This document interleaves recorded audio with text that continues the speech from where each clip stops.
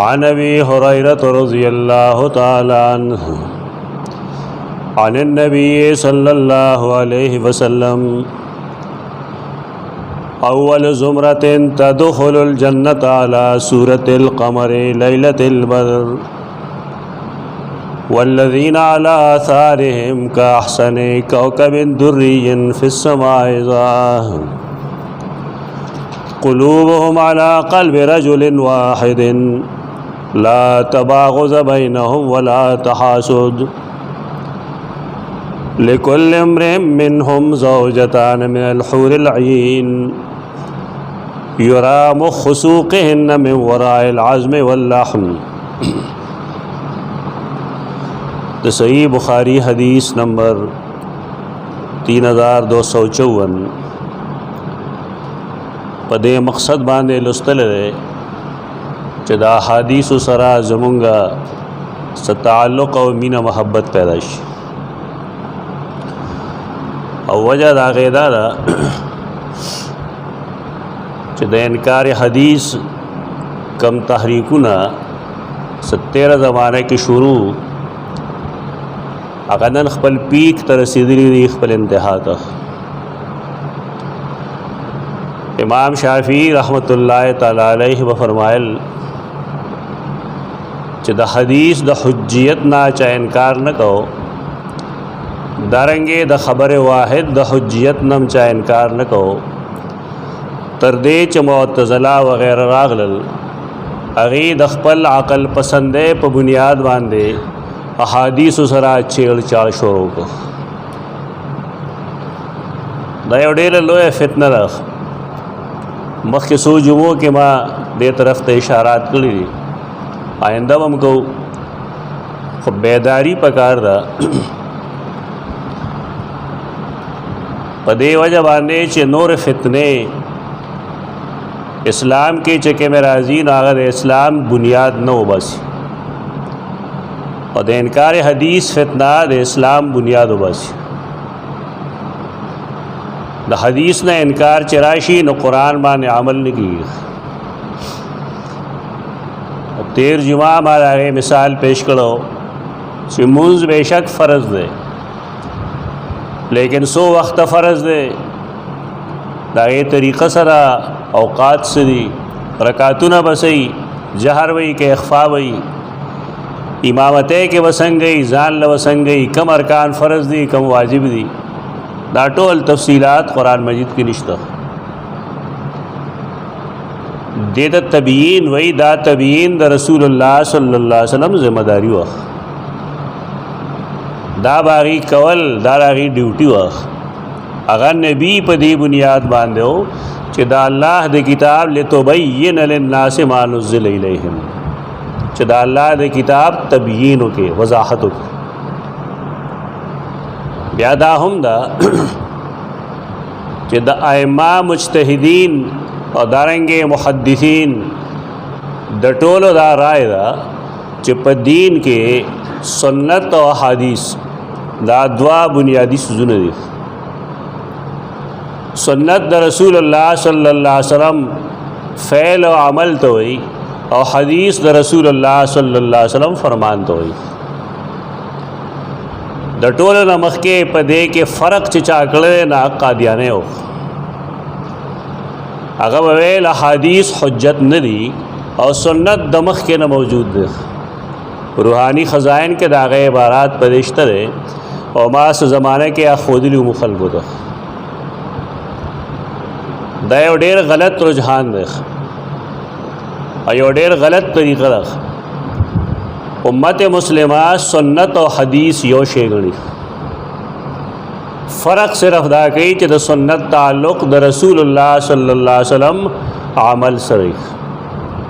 اور دا حدیث تعلق دا رسول اللہ علیہ وسلم فرمان سرئی. انہیں یو تا حدیث قولی ہوئی اور بل تا حدیث فعلی ہوئی. دا اہل سنت دا ابتدانا تروسا پورے دار آئے دا پا دیکھ کچا اختلاف کرے ناغو مرزا غلام محمد قادیانی اور بیا غداوی چې سنت د مخ کې نه جاری دي بیا لګیا دی یو 2 صفحې په دې بحث کړی دی د حدیث آئینی حیثیت او شرعي حیثیت دغه غورځول دی دغه په اتباع کې ډېر چې خلک دا قسمه حرکتونه کوي اوس ډېر پکې داسې وایي چې دا سنت دی او دا ځکه ورته سنت وایي چې دا زړې زمانې نه را روان دی وایي دا خو لغوي خبره ته کوي په لغت کې د سنت مقصد دی یو زوړ شی لیکن په دین کې سنت زوړ سیسته نه وي په دین کې سنت ویلی شي د رسول الله صلی الله علیه وسلم اعمالو دا اصطلاحات به بدلو نه دا سوار لسمه او پین لسمه دوسه ده مسلمانانو باندې داسې عجیب و غریب راغلی چې دی پکې شرعي اصطلاحات بدلی مصر کې چې کله تجدد تحریک پورته شو رشید رضا داغي استادان دارنګه جمال الدین افغانی دی دا تجدد یو تحریکو داغه تحریک نا دلته پاک و هند کې سر سید احمد خان او دا قسم خلک متاثر شو کمی غلطه چې دلته سر سید احمد خان کوي هغه غلطه د جمال الدین افغانی کتابونو کې دي هغه د مصر د ابدح په کتابونو کې دي خلک ورته ابدو وي دارنګه د رشید رضا په کتابونو کې دي دا د یو زمانه پیداوار دی او ښکاریږي داسې چې د دې شاته د انګریزانو لاست ځکه هغه زمانه کې په هندوستان کې د انګریز حکومت او مصر باندې داغي اقتدار و مسلمانان همیش د پاره دی پدې نه پويږي چې دین هغه کم چې الله او رسول فرمایلی دی او دین هغه کم چې صحابه کرامو داغي وضاحت کړل دی ډېر زر د فتنې شکار شي د فتنې شکار کېدلو ضرورت نشته په دین کې چې څه څیزونه دي عقاید هغه سر سید هم برباد کړي دي او رشید رضا هم برباد کړي دي یو امی سړي نه ورته پوښتنه چې ملائک صحیح نو د ملائکو په باره کې د دې ټولو یو رائے ده هغه دا چې دا د الله مخلوق دی د نور نه پیدا دی ګناه نه کوي مذکر مؤنث نه وي دا الله نافرمانی نه کوي دا هر امی سړي ته پته لیکن دا پوهه خلک سر سید غوندې او رشید رضا غوندې او ابدا غوندې خلک وسوي دا جی هغه صفات دي چې هغه د انسان تابع ملکوتی صفات دي د تحریف وي سوال لسمه صدې کې او پین لسمه صدې کې مسلمانانو د دین اصطلاحات بدل کړل مونږ ته علمیه دا اوس په دې زمانه کې هم د سنت او د حدیث چې کوم فرق کوي او بیا سنت لا زور ورکی او حدیث یو غاړه تکي د توای خفقېګم جناب دا د مرزا غلام احمد قادیانی رائے ده دا چا مسلمان رائے نه د پاتې شوی پتا هغه ته وسو یا خو چې زما پنځ باندې مرزا غلام احمد قادیانی مسلمان نه الهوا کافر هم نه غني بلکې هغه دا وی چې هغه د نبوت دعوا نه رغړي روحانی خزائن کې ماته تقریبا 9 مقامات داسې معلوم دي چې په هغه واضح لیکلي جزا الله نبی او رسول تا ته یو شی نه معلوم نه دی دا مطلب دی چې هغه ویل نه دي بیا وی چې کله یو سړی د خپل اسلام دعوه کوي نو ماته څه حق نه رسیږي چې زه ته کافر وایم سم خبره یو سړی د اسلام دعوه کوي او قبر ته سجده کوي نو تا ته کافر مو آیا یو سړی د اسلام مدعی دی او غاړه کې د هغه زنار پروت دی نو ته به مسلمان غنې عجیب و غریب حرکات کوي دا خلک دا ټول د انکار حدیث مختلف شکلونه دي مختلف اشکال دي دا ته د خلق علمیه دا چې دی با قرآن مجید دوی تا چې دا بنیادی کتاب دی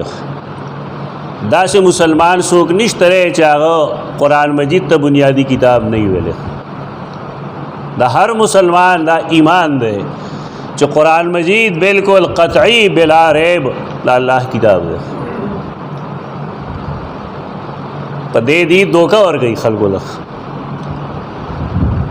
دوکه دارا چې قرآن مجید دا مونږ له کافي دی، په دې وجه کافي دی چې دا تبیان لکل شی دی. قرآن مجید کې دا هر چیز وضاحت موجود دی. نو بیا وی معلومه دا شوه چې دا حدیثو ضرورت نشته. لکه دا ښکلې خبره کېدو یو سړی په څه کافر کېږي، په څه مسلمانېږي، عقاید څه دي بنیادي، د مونځ ارکان څه دي، زکات په چا فرض کېږي په چا نه فرض کېږي، د دې لپاره شرطونه یا تفصیلات قرآن مجید کې شته. د تبیان لکل شین دا مطلب کم چې دا صحیبان اخلي دا هیڅ چا نه دی غوښتی. مفسرین دلته کې د شین نه مراد عقاید اخلي چې قرآن مجید تبیان دی، وضاحت دی د هرې بنیادی عقیده. قرآن تبیان لکل شین دغه مطلب دا نه دی مطلب چې ګنده احادیثو ته ضرورت نشته ده. په حدیث باندې اعتراضات کوي. موږ به کله کله خلقو ته ویل خبر واحد دی ته وایي، هغې حدیث ته وایي چې د هغې په هر زمانه کې راویان دومره ډېر نه وي چې د هغې په دروغو جمع کېدل ممکن وي. لکه لږ راویان وي، یوې دوی درې څلورې، دې ته خبر واحد وایي. د خلکو خیال دا دی او دا خلکو ته ښیي هم چې د یو سړي به څه رایي. بیا د عقیدې لپاره ضرورت د دې دی چې جمع غفیر موجود وي. دا ډېره پخوانی دوکه راورکوي خلک. یو خبر واحد چې هغې سره آثار د صداقت موجود دي، د هغې د رد کولو نه شرعي لحاظ سره څه ګنجایش ته او نه عقلي لحاظ سره. زمونږ استادانو به یو جمله ویله، جمله مناسب نه ده، خو کله کله سړی مجبور شي د هغې په ویلو باندې. یو سړی چې خبر واحد نه تسلیموي د ده نسب بیا نه ثابتېږي.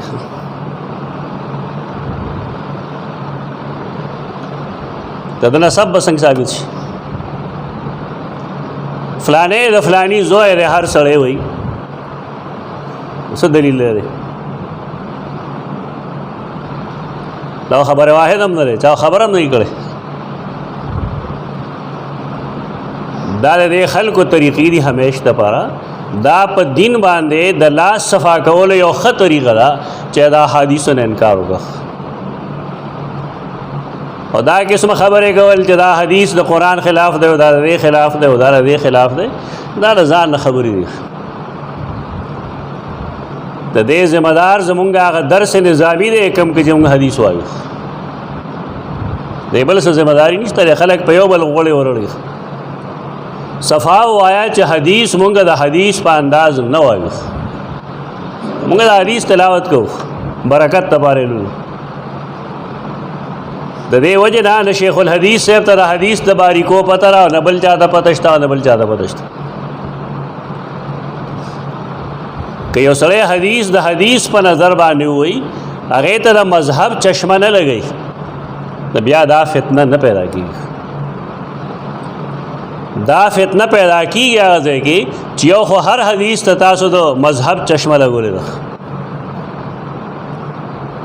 او دویم دا چې حدیث د هغې نه څوک متن نه بحث کوي، نه د هغې د رجالو نه بحث کوي،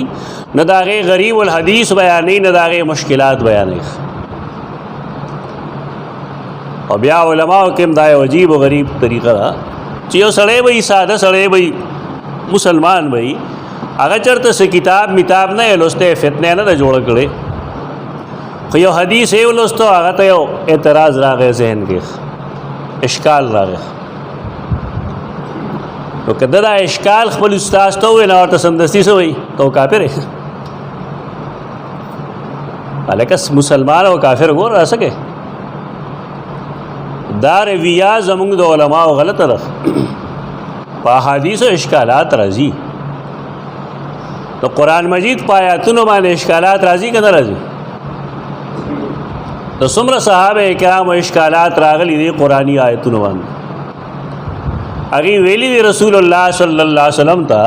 او رسول الله صلی الله علیه وسلم د هغې حل ښودلی دی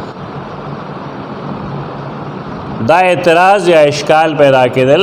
دا د انسان فطرت دی دا مزاج دی چې پوه نه شي نو اعتراض به راځي نو بس سم کار دی جواب چره نه ورځي او نه څوک جواب کوي نه دا انکار منکر حدیث خبره دا نه ده خبره دغه چې احادیثو باندې اشکالات راځي د لوی لوی خلقو راځي حافظ ابن جوزی کتاب لیکل دی مشکل حدیث صحیحین تو صحیح بخاری اور صحیح مسلم آغا حدیث سے پائے کہ د خلق و اشکالات تھی اعتراضات راضی پائے والا علمی خبر نہ لس جلد کتاب دے آغا بیا دا ہر یو خبر جواب کئی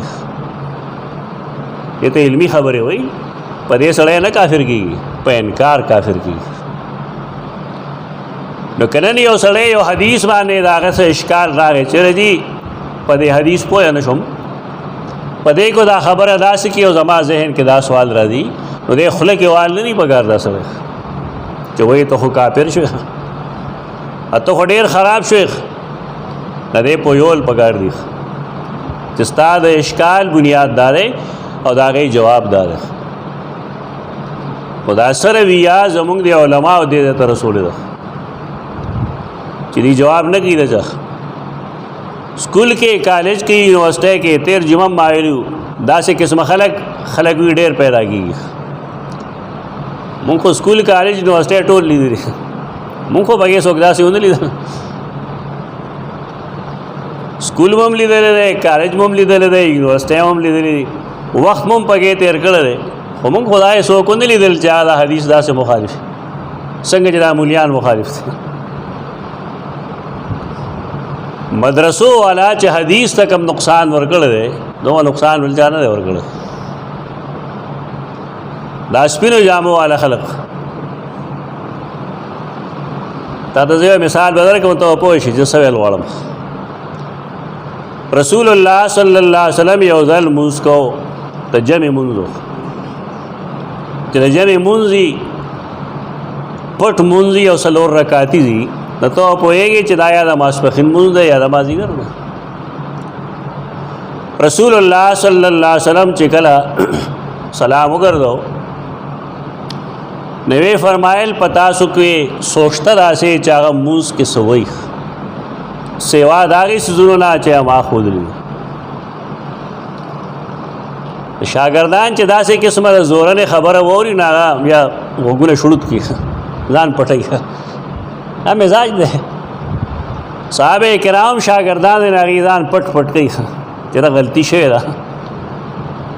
چې هسې نه نشاندهي وشي رسول الله صلی الله علیه وسلم وفرمایل چا چې څه ویلي دي نو غلط خبره نه ده کړې سمه خبره یې کړې ده او ما څه د پاسه او یا ملائک بعضې روایتونو کې 13 ملائک دا ولیدل چې هغې راځي هغه کلمات پورته کوي یعنی یو داسې کلمه سړي ویلې ده چې د ملائکو هغې باندې ضد دی مقابله ده چې دا کلمات به د الله دربار ته مونږ رسوو تو خراب خبره نه ده کړې هغه ته تسلي میلو شوله پاسې دغه یا رسول الله دا ما ویلو څه دې ویلو نو هغه وایي چې کله تاسو سمع الله لمن حمده ووایئ نو ما ورپسې ویل ربنا لك الحمد حمدا كثيرا طيبا مباركا فيه په دې حدیث ته پوه شئ چې دا د جمع لمونځ دی فرض لمونځ دی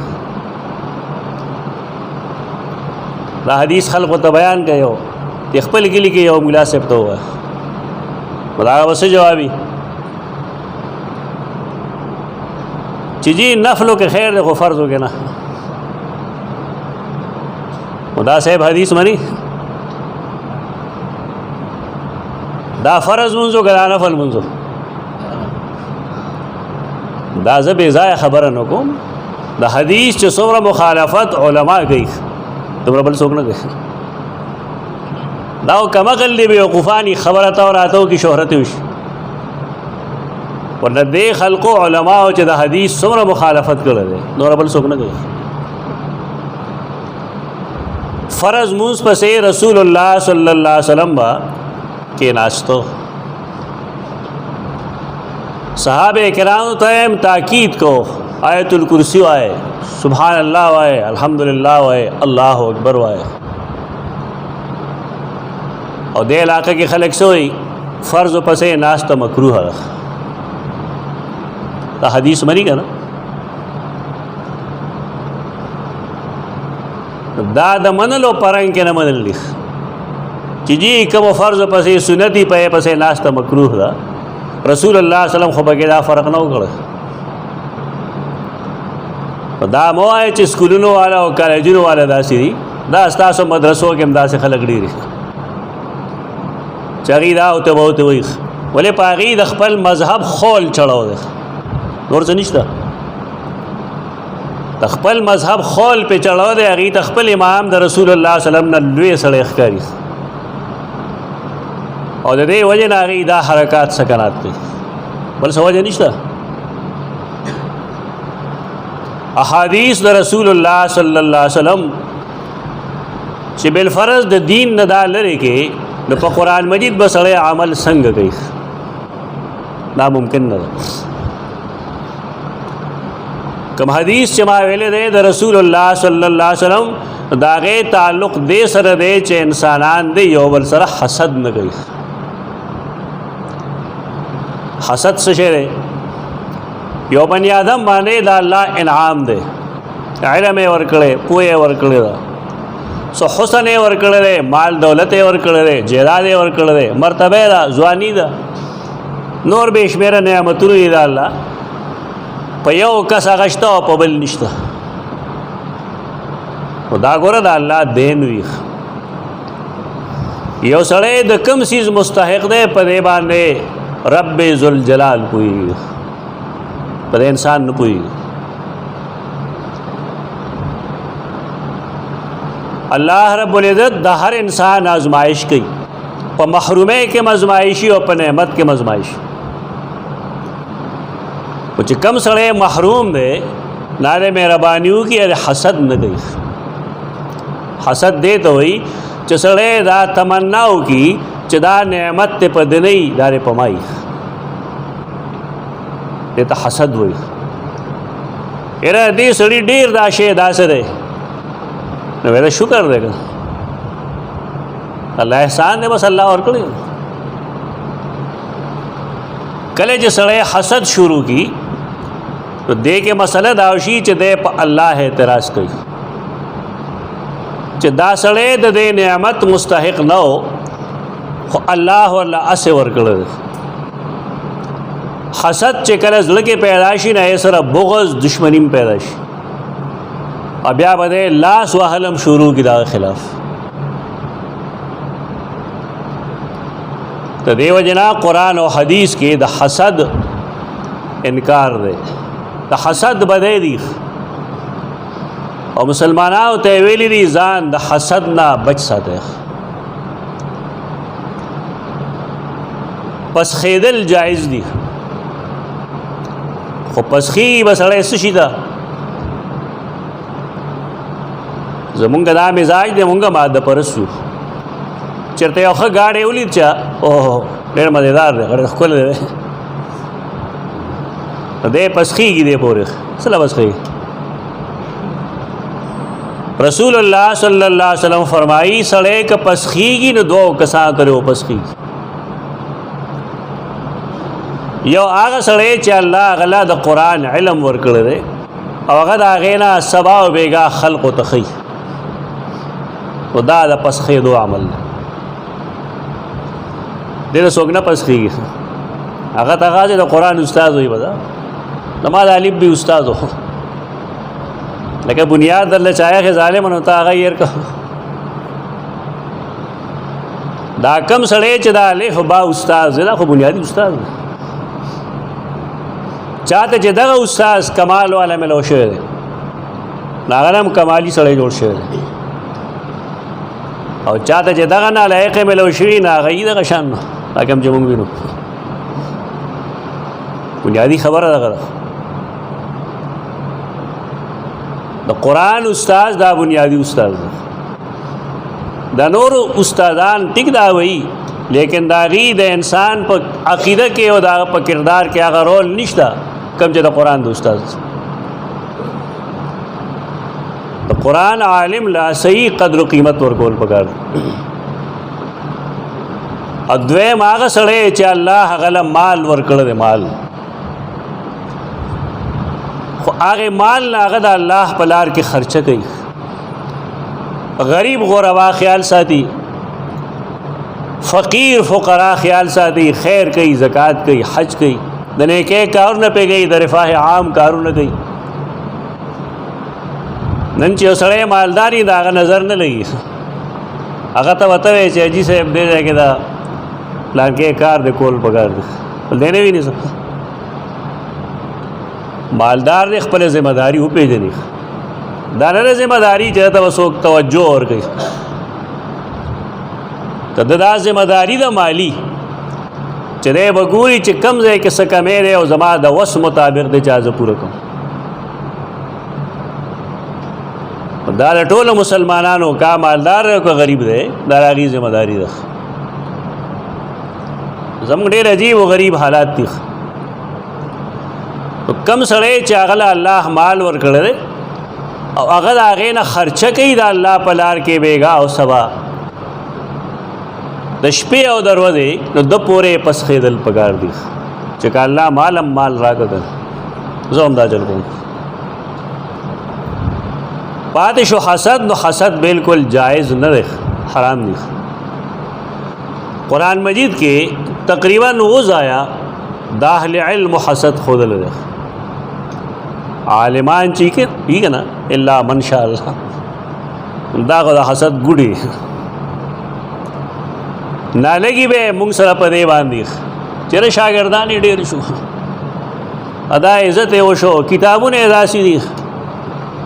دا عجیب و غریب طریقو سره عجیب و غریب وارداتو طریقې دي دا د الله رب العزت دین وی دا الله په دین او دا الله په انعام باندې چاله نه دی پکار چې دا غي د بندولو کوشش وکړي قرآن مجید کې د حاسد د حسد نه د الله پامن کې د راتلو دعا کړې ده ومن شر حاسد اذا حسد حسد چې کله سړی شروع کې نه شرم شروع کی پرانے شروع کی و دا حاسد دا شر نه صرف الله بچ کول کولیش بل څوک نشي بچ کوله دا حدیث چې ما کوم ویلې دی په کې د حسد نه بچ کېدلو کمال له او دا ما ویلې دی لپاره دی چې تاسو لږ د قرآن او د حدیث په میانس کې په تعلق پوه شئ سیدنا ابو هريره رضی الله تعالی عنہ اوس بدا شروع واجو چې موږ د خلکو تقاریر اوریدلې دي سوي نو عجیبه عجیبه سوالات خی خلکو ته چې دا جامعین د حدیث چې کمی دا ټول عجم دي نو څه مطلب دی چې ټول عجم دي نه پته ولګي دا یو عجمی سازش ده ته وایي جناب دا څه نه اعتراض نه دا پرویز لیکلی د خپل کتاب دا تمنا مادیم لیکلی دا نیاز فتح پوریم لیکلی موږ یې ستر دی وشته دا زړې خبرې دي او دې جواب ابن خلدون لیکل دی زموږ شاګردان الحمدلله پوي کوم خبره چې زه کوم پای د پوهېدو کوشش کوي دا سو وجه چې دا دین اکثر خدمت کوونکي خلک عجم دي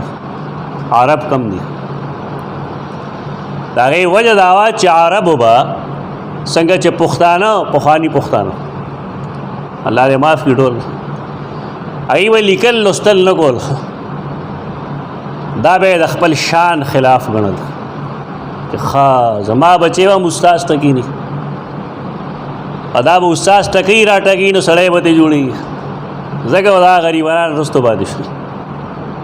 او دغه شان عربو مو عربو با لیکل لوستل د خپل مزاج خلاف ګڼل. په دې وجه هغې سره تورې خوی لاس کې لیکن قلم ورسره نه ایښی. ټوله ګوره عرب د خپل ځان دپاره به هغې د بار نه بیا عجم بوتلل غلامان پویه خلق نایي باندې به یې دغه کارونه کول. دا به یې د خدمت په طور اخیستل. په دغه وجه وه چې د دین لومبني خدمت کوونکي عجم دي عرب نه دي. دا سازش نه و. ابن خلدون خپله مقدمه کې دا لیکلي دي د دې وجه دغه وه. یو عربي نه چا تپوس وکړو چې ستاسو خپل خادمان چې کومي خادم له نوم یې سهل سهیل دا قسمه نومونه، ازوی له نوم یې اسد ثعلب شرمخ لومړ ګیدړ سپی دا ولې تاسو وایئ ولې هغه وی خادمان زمونږ دپاره دي نو ځکه وله مونږ ښه نوم ودږدو سهل سهیل فلان فلان، او په خپل اولاد باندې مونږ دشمن یرو نو ځکه هغه ته زمری وایو کله ورته کلب وایو. د هرې زمانې ځان له رواجي. لږ تاریخ وګورئ، تاریخ فلسفه وګورئ نو په دې وپوه شئ. ابن خلدون مقدمه ولولئ نو په هغې کې دا جوابونه به تا ته معلوم شي. که قرآ دي د قرآن مجید، که مفسرین دي د قرآن مجید، که محدثین دي، دا اکثر و بیشتر عجم دي. دې کې د شرم څه خبره نشته. دا صحیح خبره ده لیکن دا عجمي سازش خو نه دی. نو په دې اعتراضونو کې یو اعتراض دا دی چې ابو هریره خو په غزوه خیبر کې ایمان راوړی دی او دا حدیثونه ټول لړی دی. دی خو دا 300 کاله پاتې شوی رسول الله صلی الله علیه وسلم. خو دا اعتراض د ټول نه مخکې روافظو کړی دی چې تا ته ځای معلوم شي. پرویز یا نور خدا ډېر رستو کړی او د هغې جواب هغه پخپله کړی دی ابو هریره رضی الله تعالی عنه. هغه ویل زما خو یو خېټه ایمان چې مې راوړو نو زه به د نبي کریم صلی الله علیه وسلم مسجد کې هم بل څه کار مې نه و. ښځه زما نه وه، مور زما نه وه، نور څه نه و. یو خېټه بس مړه شوه. نو سحر ماښام د شپې دروازې د ربي کریم صلی الله علیه وسلم فرامین او ما لیکل. پاتې شو زما انصار او مهاجر رونه دا خو بال بچهدارو چې سهار به مونځ شي نه یې بال کار پسې لړل. نو ماسوتن به راتلل نو کوم حدیث چې ما ته معلوم دي نه بل چاته ځکه نه دي معلوم. دا یو یا دو جوابونه به انشاءالله زه هفته کې تاسو ته ښیم چې تاسو ته پته ولګېږي چې دا خلک کوم ځای لګیا او دا څنګه لګیا هسې لګیا اس بیس. دا سیدنا ابو هریره روایت دی. دی وی د رسول الله صلی الله علیه وسلم فرمایي چې د مسلمانانو لومړنۍ ډله چې کله جنت ته ور داخلېږي دې پسې سوال کوي چې ربه موږ دغه ډله کېږي د الله د قدرت نه یا د الله د رحم نه څه شی بعید نشته. که یو سړی بعید ګڼي نو دی مسلمان نه وي. خلک وایي یاره که زمونږ عمل ته تا ته چا وایي چې د خپل عمل ته وګوره. دا ذهن تاله چا جوړ کړی د الله رحم ته وګوره. خپل عمل ته مه ګوره، عمل به صحیح. دا الله رب العزت رحم و کرم ته کتل پکار دی او په هغې بنیاد سوال کول پکار دی. لومړنۍ ډله چې کومه داخلېږي نو علی صورت القمر لیلة البدر او د سپوږمۍ په شانتي د څوارلسمې سپوږمۍ په شان څومره امن یې پای کې. څوارلسمې سپوږمۍ هم چېرته د شپې لیدله څومره راحتي څومره ارامي پای کې، څومره یو وقار عزت او تمکنتي پکې، څومره ټنډه کې په هغې فضا کې. دغه شان لومړنۍ ډله د مسلمانانو چې ور داخلېږي جنت ته ابه دغه شان دي. نور باغی پسی که احسن کوکب دری فی السماء اضاءتن د چمکدار ستوری غوندې خو عجیبه خبره دارا چې قلوبهم علی قلب رجل واحد دا بټول د یوې عقیدې خلق مسلمانان وي دیکھے څوک مشرک بنئ یعنی اسلام توحید دا بنیادی شرط ہے اور پسے چکے جملے دی دا ځان کې پیدا کړ لا تباغض بینهم ولا تحاسدا تر مولیانو مرض ځان نه لري د باز جټانو مرض ځان نه لري کې د باز خزو مرض ځان نه لري کې بغض بغي خامخ شونډې پړسولې اړکه 200 غټه چولې دي لا تباغض بینهم ولا تحاسدا کورنۍ کې به چا سره بغضم نه او حسد به نه تو درې خبرې شوي په دې حدیث کې یو دا چې کوم لومړني خلک زین یو خدای چې هغه مسلمانانی شرک بنئ بګي انور پر هر څه چی خو تباغض او تحاسد بنئ بغض بنئ بګي دا بعض خلک ډېر په فخر باندې وي یره او 15 کاله شو پلان کې سره پیغمبري سلام هم نشته دا یو مبارک شه ته دوزخی تباغض لګه پیغمبري سلام کې صدیق ستانو را لګي یا نه لګي جدا خبره ده لیکن السلام علیکم هوا یو بل دا غیرت سره د جنت نه محروم کوي دا مکه ودا شي لا تباغض بینهم ولا تحاسدا لكل امرئ منهم زوجتان من الحور العين پدې کې د هر یو جنتی د پاره دوه حور وي او بیا داغي کمال خود لري چې یرا مخسوقهن من وراء العظم واللحم داغي د پندول نه له دا ولیدې شيخ دا قرآن مجید دا حدیث کې د جنتیانو د حورو حسن بیان و منکرین حدیث وي وګوره جی بل کار هم نشته بس خزر او تاسو یې بس جنسیاتی او تاسو یې په قرآن دی ویل دی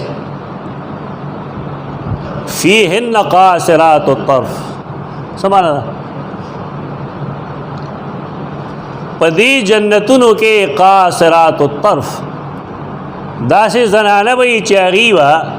خپل خاوند نه بغیر بل چا نه لیدلی او نه به هغې بل څوک لیدلی د خپل خاوند نه بغیر قرآن کله دا فرمایي ته به وایې دا حور مقصورات فی الخیام حور مقصورات فی الخیام کم مضمون چې حدیث کې دی هغه مضمون په قرآن کې شته که نشته دی به د حدیث کې دا چل دی قرآن کې هم دا چل دی دا یو نوې فتنه را بس دې زمانې دې دور کې اوس راله دې علاقو ته خدا دا ډېره زړه دی دا قسمه ورته به وایي او خلق دا دین نه بېلارې کوي برګشته کوي د دې وجې نه انشاءالله کوشش دا دی چې موږ خپلې سلسلې خو هم جاري وساتو خو کله کله به دې خلقو له لږ ټچ ورکوو په دې وجه چې دې فتنې نه آګاهي را شي او چې کوم اعتراضات دي کېږي چې د یو اعتراض جواب هم موږ وګورو د جمعې دروازې زموږ چې کوم کلاس به نن خو هغه نه کېږي خو انشاءالله د آینده جمعې نه هغه درس د صحیح بخاري وکوو اقول قولي هذا استغفر الله لكم ولسائر المسلمين